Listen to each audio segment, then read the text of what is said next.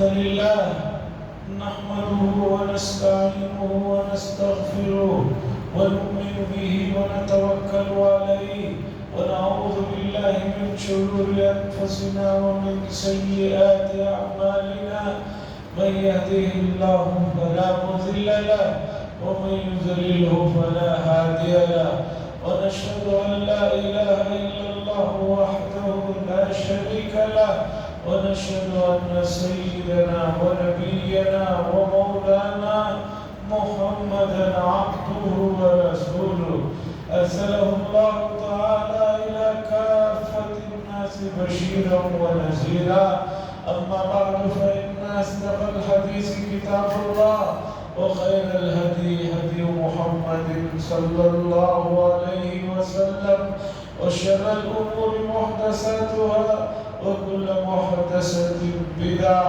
وكل بدعة ضلالة وكل ضلالة في النار. قال الله تبارك وتعالى في القرآن المجيد والفرقان الحميد وإذ ابتلى إبراهيم ربه بكلمات فأتمهن قال إني جاعلك للناس إماما قال ومن ذريتي قال لا ينال عهد الظالمين. وقال صلى الله عليه وسلم لما سئل الصحابة عن الأضحية قال سنة أبيكم إبراهيم أو كما قال صلى الله عليه وسلم. عزیزان محترم، ذوالقعدہ کی یہ دوسری جمعہ ہے، ذوالقعدہ مہینے کی یہ دوسری جمعہ ہے، 11واں مہینہ ہے، بہت جلد یہ مہینہ بھی رخصت ہو جائے گا، اسی کے ساتھ 12واں مہینہ بھی شروع ہوگا اور وہ بھی رخصت ہو جائے گا، اسی کے ساتھ 1445ویں ہجری بھی ہم سے رخصت ہو کر 1446ویں ہجری شروع ہو جائے گا۔ ایام رکنے والے نہیں ہیں، جب سے زمانہ بنا ہے کسی کے لیے نہیں رکا ہے اور نہ کبھی رکے گا۔ آدمی یہ خوش فہمی پالے ہوئے، بڑوں کو یہ خوش فہمیاں ہیں کہ ہماری وجہ سے کچھ چل رہا ہے، ہماری وجہ سے ہو رہا ہے۔ ایسا نہیں ہے، سب کچھ اللہ کی ذات کر رہی ہے، اللہ چلا رہے ہیں نظام کو۔ یہاں باقی انسان جو ہے بطور آلے کے، بطور ذریعے کے استعمال ہو جا رہے ہیں۔ دنیا کی تاریخ میں 4 بڑے بادشاہ گزرے ہیں، جس میں 2 مسلمان ہیں، 2 کافر ہیں۔ مسلمانوں میں حضرت سلیمان علیہ السلام ہیں، جن کی حکومت انسانوں پر تو تھی ہی، جنات پر بھی تھی، ہواؤں پر تھی، پرندوں پر تھی، جنگل کے جانوروں پر تھی۔ حضرت سلیمان علیہ السلام کا یہ معجزہ کہ حضرت سلیمان علیہ السلام جنگل کے چرندوں کی، پرندوں کی، درندوں کی بولیاں بھی جانتے تھے۔ وہ کیا کہہ رہے ہیں؟ قرآن نے چھوٹی سی مثال میں 2 چیزوں کو ذکر کیا۔ ایک تو اس واقعے کو ذکر کیا کہ ان کا لشکر ایک جگہ سے جا رہا تھا، تو چونٹیوں میں سے ایک چونٹی نے چونٹیوں سے کہا کہ سلیمان علیہ السلام کا لشکر گزر رہا ہے، کہیں بے خبری میں وہ تمہیں روڑ نہ دے، تمہیں کچل نہ دے، اس لیے بلوں میں داخل ہو جاؤ۔ تو حضرت سلیمان علیہ السلام نے مسکرایا، فتبسم ضاحکا من قولها۔ حضرت سلیمان علیہ السلام چونٹی کیا کہہ رہی ہے اسے بھی سمجھ گئے۔ اس سے 2 باتیں معلوم ہوئی، ایک تو کیڑے مکوڑوں کی بھی بولیاں ہوتی، انسان جو خوش فہمی میں مبتلا ہے صرف میں ہی کھولتا ہوں، ایسا نہیں۔ دوسرا حضرت سلیمان علیہ السلام نے ہدہد پرندے کو جب نہیں پایا تو اسے حاضر کیا گیا، اس نے پوچھا کہاں تھے؟ قرآن نے کہا، اس نے بتایا کہ میں فلاں جگہ گیا تھا، یہ ہوا، وہاں دیکھا ایک عورت بادشاہ بنی ہوئی ہے، لوگ اسے سجدے کر رہے ہیں۔ تو حضرت سلیمان علیہ السلام کی حکومت کا عالم دیکھیے، انسانوں پر جنات کانپ رہے ہیں، تھرا رہے ہیں، اور یہاں امت جنات سے تھرا رہی ہے۔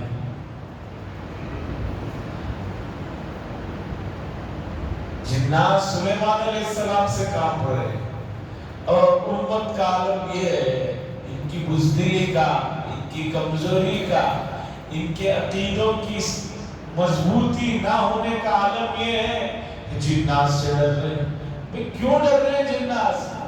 جنات سے ڈرنے کا کوئی مسئلہ ہی نہیں ہے، تمہاری حفاظت کے لیے فرشتے ہیں۔ جب کبھی اس طرح کے بات پیش آئے تو جو ہے دعائیں رسول اللہ صلی اللہ علیہ وسلم نے بتائیں، لیکن لوگ جنات سے ڈر رہے ہیں، شیاطین سے ڈر رہے ہیں۔ یہ بات یاد رکھ لیجئے کہ جو شخص اللہ سے ڈرنا چھوڑتا ہے اسے باقی تمام مخلوق سے ڈرنے کی لت پڑ جاتی ہے، اور جو اللہ سے خوف کھاتا ہے اسے پھر کسی کا خوف نہیں رہتا ہے، وہ کسی کو حساب میں نہیں رکھتا ہے۔ امت یہ مسئلہ نہیں سمجھ رہی ہے، نہیں سمجھے گی، اس کے لیے نقصان۔ تو سلیمان علیہ السلام کی حکومت ہواؤں پر، سب پر تھی۔ دوسرے مسلمان بادشاہ گزرے ہیں ذوالقرنین۔ اسی طرح نافرمانوں میں، مشرک کافروں میں بھی دو بادشاہ گزرے ہیں۔ ایک بخت نصر نام کا آدمی، اسے بھی بہت بڑی سلطنت ملی تھی، اور دوسرے غالباً نمرود ہے کہ اسے بہت بڑی دنیا کی سلطنت ملی تھی۔ عجیب بات ہے کہ ان لوگوں کو بھی اتنی بڑی سلطنت، اتنی بڑی چیزیں ملی، لیکن وہ نہ رہے، ان کے جانے سے ان کی سلطنت رک نہیں گئی، چلتی رہی، چلتی رہی۔ دنیا میں ایک ہی ہستی ہے، وہ اللہ کی ہستی ہے، جس سے نظام قائم ہے اور جس سے نظام قائم رہے گا۔ تو عزیزان گرامی، وقت کے مسئلے کو سمجھیے کہ آپ کے پاس جو وقت ہے وہ بہت قیمتی ہے، وہ گزر رہا ہے، اسے قابو میں لائیے، ورنہ جو ہے وقت آپ کو آگے کر کے جو ہے نکل جائے۔ وقت کی مثال برف کی ہے، گرمی میں برف جلدی اسے کام میں نہیں لاؤ گے تو جو ہے پورا پگھل جائے گا اور کسی کام کا نہیں رہ جائے گا۔ عزیزان محترم، یہ مہینہ جو اشہر حرم والا مہینہ ہے، گزشتہ جمعہ میں نے بات یہ رکھی آپ کے سامنے کہ جب بھی ان مہینوں کا عروج ہوتا ہے تو حضرت ابراہیم علیہ السلام کا تذکرہ ہوتا ہے۔ قرآن مجید میں جن کا تذکرہ بھرا پڑا ہے، میں نے پہلے پارے کی ایک آیت پڑھی، اور اس آیت میں جو مضمون ہے، اس مضمون کے تحت مفسرین نے جو لکھا ہے، میں کوشش کروں گا کہ وہ چیزیں آپ کے سامنے رکھوں، اس لیے کہ موجودہ زمانے میں ان تمام چیزوں کی بڑی ویلیو ہے، بڑی حقیقت ہے، اس لیے کہ انبیاء کی جو تعلیمات ہوتی ہیں وہ من جانب اللہ ہوتی ہیں، وہ انسانوں کی دماغ کی سوچ نہیں ہوتی کہ 10 سال اس کا ماحول ہے، 10 سال کے بعد وہ چیز کی ویلیو ختم ہو گئی، چونکہ انسانوں کی بنائی ہوئی چیزیں، انسانوں کی سوچی ہوئی چیزیں وہ ادھوری رہتی ہے، ناقص رہتی ہے، مکمل نہیں ہوتی، اور انبیاء کی تعلیمات جو ہوتی ہے وہ کمپلیٹ ہوتی ہے، مکمل ہوتی ہے، ہمیشہ رہنے والی ہوتی ہے۔ کیوں؟ اس لیے کہ ان تعلیمات کو انہوں نے اللہ کی طرف جو ہے اللہ سے لیا ہے، اور اللہ نے ان تک پہنچائی انہوں نے انسانوں کو پہنچائی۔ انہی چیزوں میں سے جن چیزوں کو حضرات انبیاء نے امت تک پہنچائی ہے، اپنے اپنے زمانے میں اپنے اپنے قوموں کو پہنچایا ہے، یہ تعلیمات ہے۔ کیا تعلیمات ہے؟ کہ پاکی صفائی کا جو مسئلہ ہے یہ تمام شریعتوں کے اندر جو ہے محبوب رہا ہے۔ قرآن کی آیت جو پہلے پارے کہ میں نے پڑھا وَإِذِ ابْتَلَىٰ إِبْرَاهِيمَ رَبُّهُ بِكَلِمَاتٍ فَأَتَمَّهُنَّ، یاد کیجئے اس وقت کو جب اللہ تبارک و تعالیٰ نے حضرت ابراہیم علیہ السلام کی آزمائش کی اور ان کا امتحان لیا چند چیزوں میں، تو وہ ان چیزوں میں مکمل طریقے پر اترے، مکمل کامیاب رہے۔ اس کے بعد اللہ نے بتایا کہ آپ امتحانوں میں کامیاب ہوئے ہیں تو آپ کو انعام دیا جا رہا ہے کہ آپ تمام لوگوں کے پیشوا ہوں گے، آپ تمام لوگوں کے امام ہوں گے، آپ تمام لوگوں کے مقتدی ہوں گے۔ آج بھی اس زمانے میں تین بڑے مذاہب جو روئے زمین پر پائے جاتے ہیں، مسلمان، عیسائی اور یہودی، تینوں حضرت ابراہیم علیہ السلام کو اپنا بڑا مانتے ہیں، اپنا مقتدی مانتے ہیں، اپنا پیشوا مانتے ہیں، اپنا رہنما مانتے ہیں، ان کی طرف نسبت کرتے ہوئے فخر محسوس کرتے ہیں۔ بکلمات، چند چیزوں میں، چند کلمات میں آزمایا اللہ تبارک و تعالیٰ۔ یہ کلمات کیا تھے؟ کن چیزوں میں آزمایا؟ اس سلسلے میں مفسرین نے بہت سی چیزوں کو لکھا ہے۔ میں خاص طور پر ان مفسرین کی بات کو رکھتا ہوں جنہوں نے ابراہیم علیہ السلام کے سلسلے سے جڑی ہوئی 10 چیزوں کو ان کلمات میں رکھا ہے۔ بکلمات سے مراد یہ ہے کہ اللہ تبارک و تعالیٰ نے حضرت ابراہیم علیہ السلام کو حکم دیا تو آپ نے 10 چیزیں خاص طور پر ان کا جو ہے اہتمام فرمایا۔ مفسرین نے لکھا ہے خمس فی الراس و خمس فی الجسد، 5 چیزیں ہیں جن کا تعلق سر سے ہے اور 5 چیزیں ہیں جن کا تعلق پورے جسم سے۔ 5 چیزیں جن کا تعلق سر سے ہے وہ یہ ہے کہ حضرت ابراہیم علیہ السلام نے سب سے پہلے مونچھوں کو کاٹنے کا سلسلہ شروع کیا۔ گزرے ہوئے زمانے میں لوگ مونچھوں کو چھوتے نہیں تھے، مونچھیں یہاں پڑ جاتی تھی، اتنی ہو جاتی تھی، ہونٹ نظر نہیں آ رہے، ہونٹوں کو بات کرنے کے لیے مونچھوں کو اٹھا کر بات کرنا پڑ رہا ہے، لیکن مونچھوں کو کاٹنا گوارا نہیں تھا۔ حضرت ابراہیم علیہ السلام نے پاکی صفائی کے سلسلے کا لحاظ کرتے ہوئے مونچھوں کو کاٹا اور ہونٹ نظر آئے، اس طرح حضرت ابراہیم علیہ السلام نے مونچھوں کو کاٹا۔ دوسری چیز، حضرت ابراہیم علیہ السلام ہمیشہ اپنے منہ کو پاک صاف رکھتے تھے، اس لیے آپ ہمیشہ کلی کا اہتمام کرتے تھے۔ منہ میں پانی ڈال کر کلی کرنا، اس کا اہتمام کرتے تھے۔ کیوں؟ اس لیے کہ منہ وہ جگہ ہے، منہ میں زبان ہے، یہ وہ جگہ ہے جس سے آدمی اللہ تبارک و تعالیٰ کا نام لیتا ہے۔ اس لیے آپ بہت زیادہ منہ کو پاک صاف رکھتے تھے اور مسواک کا بہت اہتمام فرماتے تھے۔ تیسری چیز، مسواک کا بہت اہتمام فرماتے تھے۔ مجھے ایک ماہر حکیم نے بتایا بیماریوں کا آدھے سے زیادہ تعلق منہ کی صفائی نہ ہونے کی وجہ سے۔ آدھے سے زیادہ بیماریاں جو پیدا ہوتی ہے، ان بیماریوں کو قابو پانے کا طریقہ یہ ہے کہ آدمی اپنے منہ کو ہمیشہ پاک صاف رکھے اور مسواک کا اہتمام کرے۔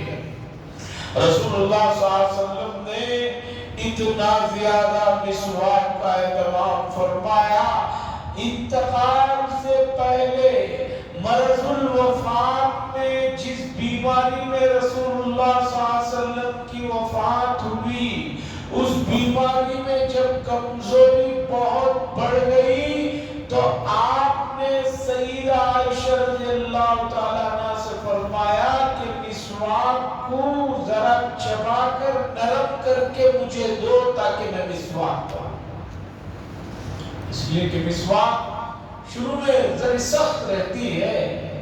تو حضور صلی اللہ علیہ وسلم کمزوری بڑھ گئی تھی تو آپ نے سیدہ عائشہ سے فرمایا مسواک کو چبا کر دو، تو سیدہ عائشہ رضی اللہ تعالیٰ عنہا نے مسواک چبا کر نرم کر کے دیا، تو آپ صلی اللہ علیہ وسلم نے مسواک کیا اور یہ کہتے رہے اللہم بالرفیق الاعلی، اللہم بالرفیق الاعلی، اللہم انی علی سکرات الموت۔ رسول اللہ صلی اللہ علیہ وسلم نے فرمایا لوگوں، موت کی جو سختیاں ہیں وہ بہت ہیں۔ کون فرما رہے ہیں؟ رسول اللہ صلی اللہ علیہ وسلم فرما رہے ہیں مرض الوفات میں کہ جو سکرات ہے، موت سے پہلے کی جو سختیاں ہیں، موت سے پہلے کی جو مرحلے ہیں، یہ بہت سخت ہیں۔ اس میں اللہ ہی کسی آدمی کی مدد فرمائے تو مدد ہو سکتی ہے، اس وقت کوئی ڈاکٹر، کوئی حکیم، کوئی دم کرنے والا اس آدمی کو ان سختیوں سے نہیں جو ہے چھٹکارا پاتا۔ ماہرین نے لکھا ہے کہ منہ کی صفائی کا شریعت نے اتنا اہتمام فرمایا، اتنا خیال رکھا اللہ تبارک و تعالیٰ نے۔ ماں کے پیٹ میں جب بچہ پرورش پاتا ہے، جب بچہ 4 مہینے کے بعد ماں کے پیٹ میں روح پڑتی ہے، پرورش پاتا ہے، تو اسے جو غذا ملتی ہے ماں کے پیٹ میں وہ خون ہوتا ہے، وہ نفاس کا جو خون بند ہو جاتا ہے، وہ خون سے جو ہے اس بچے کی پرورش ہوتی ہے۔ لیکن اللہ تعالیٰ نے اس بچے کے منہ کی حفاظت اس طرح فرمائی، خون ناپاک ہے تو بچے کو غذا جو ہے ناف کے ذریعے سے دی جاتی ہے، ناف کے ذریعے سے ماں کا وہ خون جو ہے بچے کے لیے پرورش کا ذریعہ بنتا ہے۔ بچے کی پیدائش کے بعد وہ کاٹ دیا جاتا ہے۔ تو اللہ نے منہ کی حفاظت اتنی فرمائی کہ بچپن میں ماں کے پیٹ میں پلنے والے بچے کو بھی خون چونکہ گندا ہے، ناپاک ہے، منہ کے ذریعے سے غذا نہیں دی، ناف کے ذریعے سے غذا۔ کیوں؟ اس لیے کہ اس منہ سے آدمی آگے چل کر اللہ کا نام لینا ہے، پیارے نبی صلی اللہ علیہ وسلم کا نام لینا ہے، اس لیے منہ کی بڑی حفاظت کی گئی۔ اور حدیث میں رسول اللہ صلی اللہ علیہ وسلم نے فرمایا جو آدمی مجھے زبان کی ضمانت اور گارنٹی دے میں اسے جنت کی گارنٹی دیتا ہوں، اس لیے کہ فساد اور دوسرے مسائل کے لیے زبان ہی ذمہ دار ہوتی ہے۔ حدیث میں آیا ہے جسم کے تمام اعضاء زبان سے کہتے ہیں کہ تم اگر خاموش رہ گئی تو ہماری سلامتی ہے، تم نے اگر کچھ کیا تم تو کر کے منہ کے اندر بند ہو جاتی ہو، چھپ کر بیٹھ جاتی ہو، مار تو ہمیں پڑتے ہیں، پریشانی تو ہمیں اٹھانی پڑتی ہے۔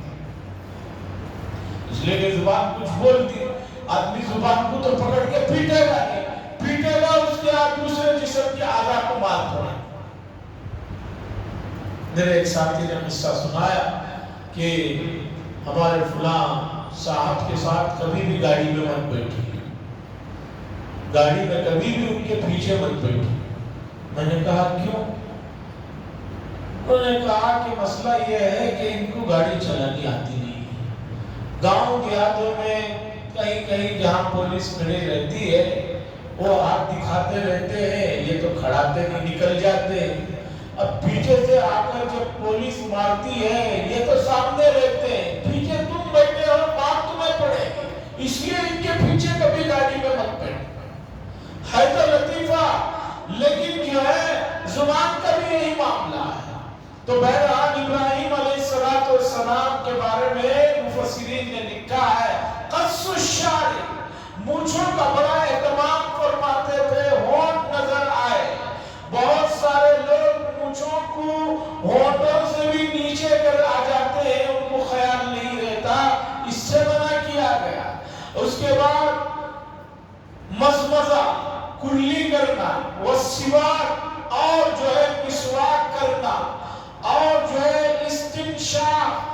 تیسری چیز جو ہے، چوتھی چیز ہے، حضرت ابراہیم علیہ السلام نے ناک میں پانی لینا اور ناک کی صفائی کے معاملے میں بہت زیادہ اہتمام فرمایا کرتے تھے۔ دیکھیے اسلام کی پاکی صفائی کا عالم، رسول اللہ صلی اللہ علیہ وسلم نے فرمایا، لوگوں صبح جب اٹھو وضو کرو تو ناک اچھی طرح صاف کرو، ناک میں پانی لو۔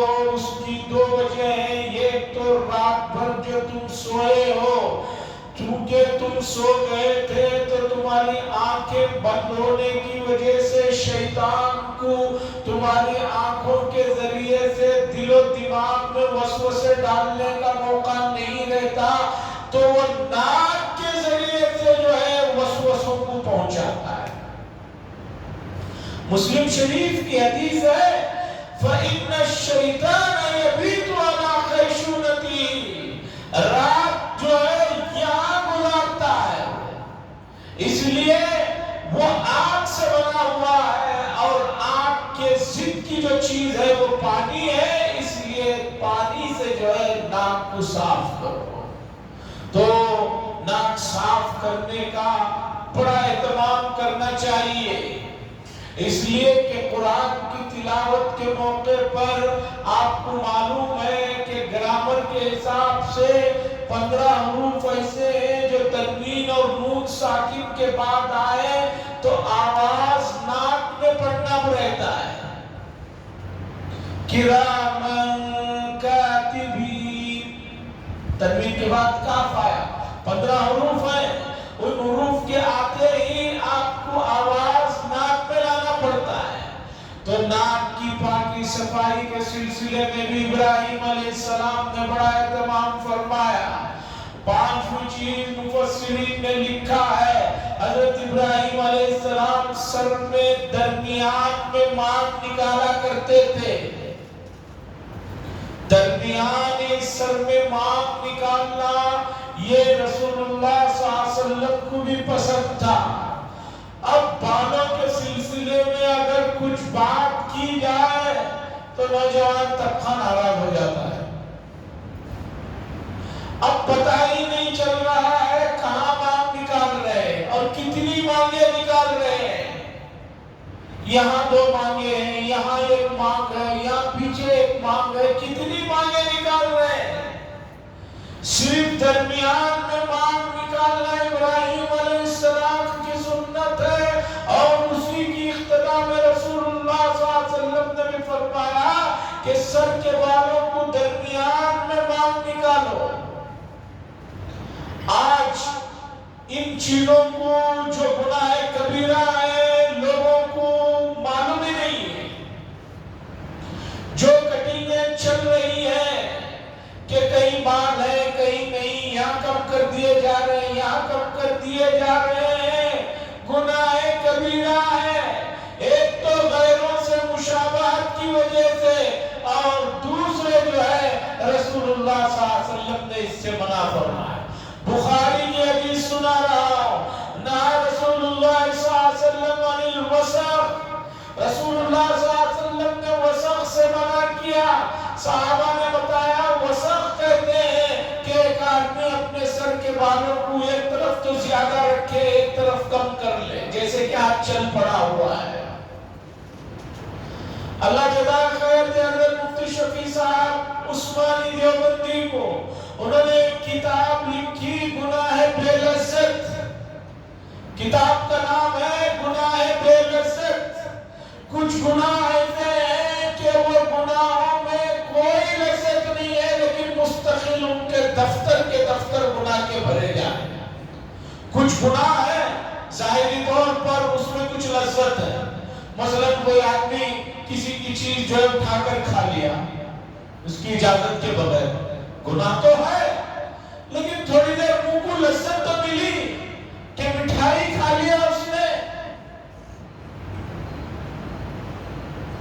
لیکن یہ ایسے گناہ ہے جو بے لذت ہے۔ اس طرح کی کٹنگ یا اس طرح کے بال رکھنے سے مجھے بتائیے کیا اس سے پیٹ بھرتا ہے یا اس سے بھوک مٹتی ہے؟ نہیں مٹ رہی ہے، لیکن نام اعمال ہے کہ مسلسل فرشتے جو ہے گناہ لکھے جا رہے ہیں۔ ایک میٹر ایسا چالو ہوا ہے گناہ کا کہ جو ہے ہر وقت میٹر میں جو ہے اضافہ ہوتے چلے جا رہے ہیں۔ جیسے کیا والے سگنل میں کھڑے ہیں تو بھی میٹر چل رہا ہے، 3 منٹ سے زائد ہو گیا تو جو چل رہا ہے، کہیں ویٹنگ میں کھڑے ہیں تو بھی میٹر چل رہا ہے۔ اس طرح کے گناہ اور فرد الشعر، حضرت ابراہیم علیہ السلام درمیانی سر میں جو ہے امام نکالا کرتے ہیں۔ عزیزان محترم، قرآن نے انبیاء کے تذکروں میں رسول اللہ صلی اللہ علیہ وسلم اور حضرت ابراہیم یا کسی بھی پیغمبر کا تذکرہ فرمایا تو یہ فرمایا لوگوں یہ ہیں ہمارے پیارے لوگ، ان کو اللہ نے فرمایا کہ ہم نے انہیں منتخب کیا ہے، ہم انہیں پسند کرتے ہیں، اس لیے تم بھی انہیں پسند کرو اور یہ جس طرح چل رہے ہیں اس طرح چلنے کا جو ہے قرآن و حدیث میں ذکر کیا گیا۔ عزیزان گرامی، پاکی صفائی کے سلسلے میں اسلام کی تعلیمات بڑی واضح ہیں، بڑی صاف ہے۔ اسلام کے آنے سے پہلے پوری دنیا میں پاکی صفائی کے سلسلے میں کیا برا عالم تھا، آپ اس کا اندازہ لگائیے۔ انسائکلوپیڈیا یہ کتاب دیکھیے، اس کتاب میں خود عیسائیوں نے اس بات کا اعتراف کیا ہے، عیسائیوں کے بڑے بڑے پوپوں نے اس بات کا اعتراف کیا ہے کہ ہم نے 50 سال تک کبھی نہ پیر دھوئے ہیں نہ کبھی اپنے چہرے کو دھویا ہے۔ اسے وہ لوگ ثواب سمجھ رہے تھے۔ عیسائیوں کے بڑے بڑے پادریوں نے اس بات کا اعتراف کیا ہے کہ کوئی آدمی اگر روزانہ منہ دھوتا ہے تو اسے قتل کر دینا چاہیے، اسے زندہ جلا دینا چاہیے۔ آج یورپ جو بہت اپنے آپ کو ماڈرن کہتے ہیں، جو بہت زیادہ اپنے آپ کو روشن خیال سمجھتے ہیں، ان کی تاریخیں ہمارے پاس موجود ہے، انہی کی لکھی ہوئی ہے، ہمارے پاس پوری ان کی داستانیں موجود ہیں کہ اسلام کے آنے سے پہلے کس ظلم و ستم کی زندگی جی رہے تھے، کس گندی زندگی میں جی رہے تھے، کس جہالت میں جی رہے تھے، اسلام نے آ کر ان پر کیا کیا احسانات کیے۔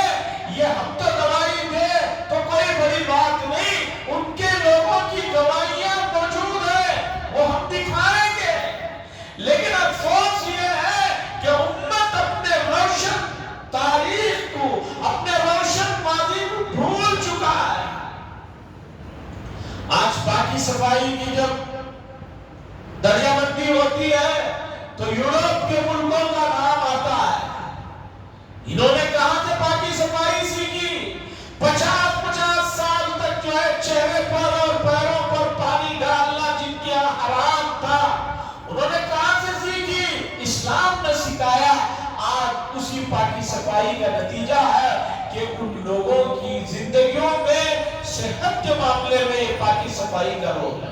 آج امت مسلمہ پاکی صفائی میں کمزور ہے۔ لوگوں شہر بنگلور میں یہ بارشوں کے سیزن کے ساتھ ڈینگو کے کئی معاملات ہر علاقے میں آ رہے ہیں، اور امت مسلمہ پاکی صفائی میں انتہائی درجے جو ہے سست ہے، لاپرواہ ہے، کمزور ہے، اور جو ہے اپنے ماضی سے کوئی سبق حاصل کرنے کے لیے تیار عزیزہ نگرامی، ہمیں شریعت نے ظاہری اور باطنی دونوں پاکیوں کا حکم دیا۔ باطنی پاکی یہ ہے کہ اللہ کے علاوہ کسی اور سے کسی بھی طرح کی امید نہ رکھو۔ پہلی چیز، دل کو اللہ کے علاوہ تمام محبتوں سے خالی کر دو۔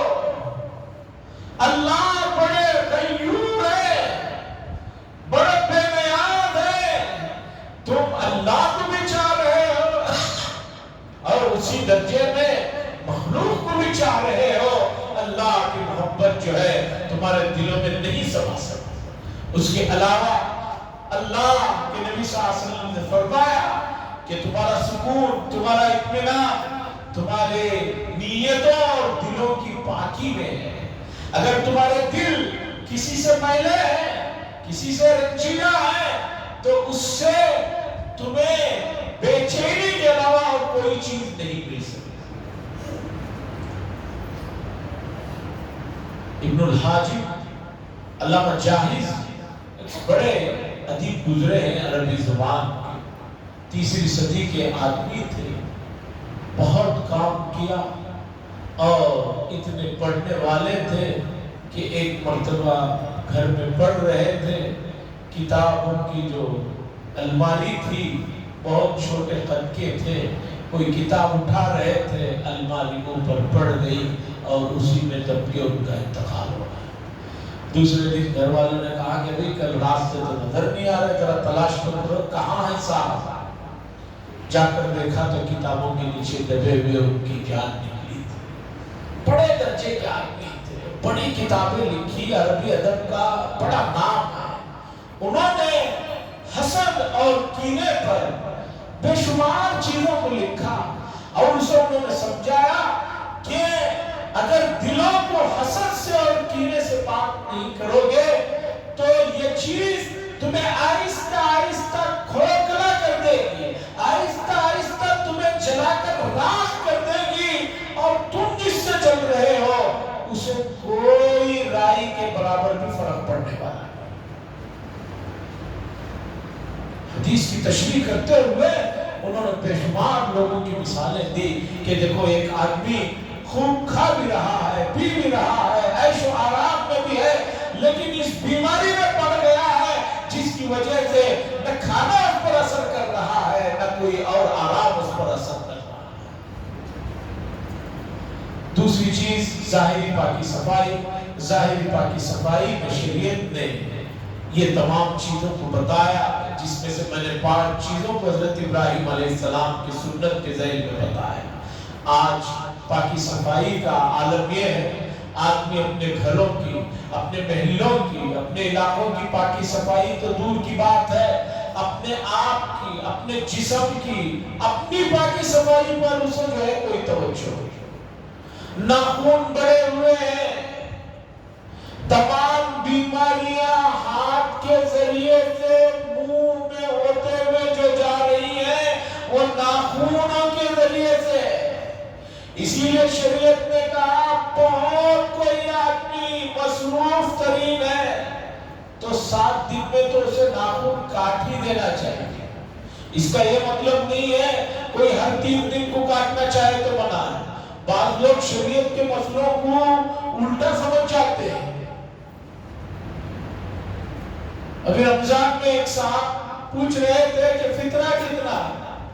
میں نے کہا بھی سب سے کم والا غریبوں والا فطرہ 90-95 روپیز ہے، زیادہ کی کوئی حد نہیں۔ ایک دوسرے صاحب 100 روپے فطرہ دینے لگے تو وہ کہہ رہے ہیں کیوں 100 دے رہے ہیں؟ 5 روپے زیادہ دیں گے تو پھر فطرہ نہیں ادا ہوگا۔ میں نے کہا یہ کس نے مسئلہ بتایا؟ اپنی کم پڑھنے کی مقدار بتائی جاتی ہے۔ آپ رات میں اٹھ کر نماز پڑھنا چاہ رہے ہیں تو اس میں آپ کم سے کم کتنی چھوٹی سورت پڑھ سکتے ہیں یہ بتایا جاتا ہے، زیادہ کی کوئی مقدار نہیں۔ آپ 10 پارے پڑھنا چاہے تراویح میں، آپ 10 پارے پڑھنا چاہے تہجد میں منع نہیں ہے۔ اسی طرح بعض لوگ کہتے ہیں کہ نہیں حضرت جمعہ گزر گیا میں نہیں کاٹا اس لیے آج ہفتہ آ گیا میں نہیں کاٹ سکتا۔ ایسا کوئی مسئلہ نہیں ہے کہ ناخن جمعہ آئندہ جمعہ تک رہو۔ حاضرین کے تعلیم سے دوری کا نتیجہ ہے امت کے پاس دنیاوی تعلیم میں بھی پیچھے ہے اور دینی تعلیم میں بھی پیچھے ہے۔ تعلیم پر بات یاد آئی، یہ تعلیمی سال شروع ہو رہا ہے۔ میں تمام لوگوں سے گزارش کرتا ہوں اپنے بچوں کو اور بچیوں کو، یہ جو نیا تعلیمی سال شروع ہو رہا ہے، اس سال میں ان بچے اور بچیوں کو جو گزشتہ ہفتے SSLC کے رزلٹ میں پاس ہوئے ہیں یا اور دوسری جگہ پاس ہوئے ہیں، دوسرے کلاسوں میں پاس ہوئے ہیں، ان کی اعلیٰ تعلیم کے لیے تیار ہو جائے۔ مولانا محمود مدنی صاحب ہمیشہ کہہ رہے ہیں 20 سال تک ہم بھوکے رہیں گے، فاقہ کریں گے، لیکن تعلیم پر کسی طرح کا کوئی سمجھوتا اور کمپرومائز نہیں کریں گے۔ بچوں کو جو ہے دنیاوی تعلیم پر بھی توجہ دلائیں، دینی تعلیم کی طرف بھی توجہ دلائیں۔ اس سلسلے کو اور اس موضوع کو میں انشاءاللہ اگلے ہفتے اور رکھوں گا۔ وآخر دعوانا الحمدللہ رب العالمین۔